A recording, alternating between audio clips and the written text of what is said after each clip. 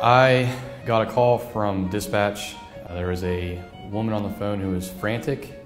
She said she needs help now.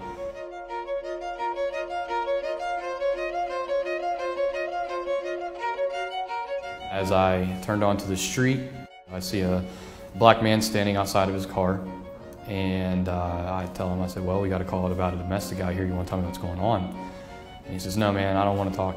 There's nothing going on. You can leave. So I'm trying to talk to him in a way that he will tell me, what's going on. And then as I'm running the trunk of his car, I see he's got his hands behind his back. So I ask him, I said, show me your hands.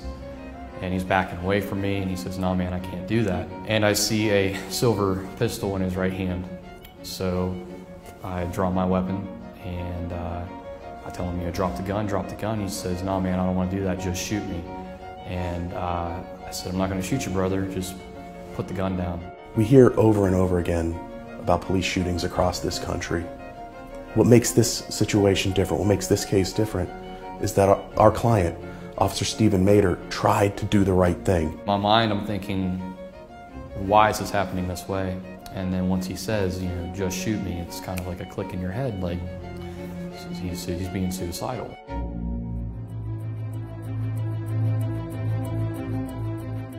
It was a matter of seconds between me initially contacting, coming into contact with him to when the other officers had arrived. The other two officers get out of their vehicles, their weapons are drawn, and they're yelling, put down the gun, put down the gun, and then within seconds, as he's waving the weapon, one officer ended up firing 4 shots, and the last one hit the man in the head.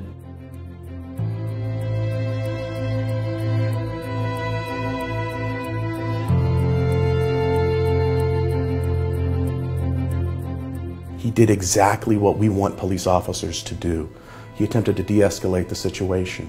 He attempted to save R.J. Williams' life, and the Weirton Police Department fired him for taking those steps.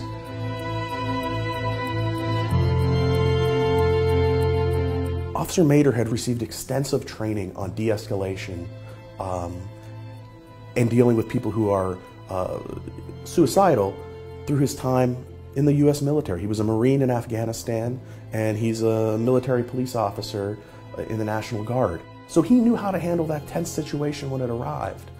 But he received that training primarily through his military service. We believe that our police departments really need to invest in both de-escalation training and training for dealing with people who are facing mental health crises. It can save lives. Someone calls the police at their worst time. You don't want to go in there giving them the mindset that the police aren't here to help. You want to give them the mindset that they're there to solve the problem.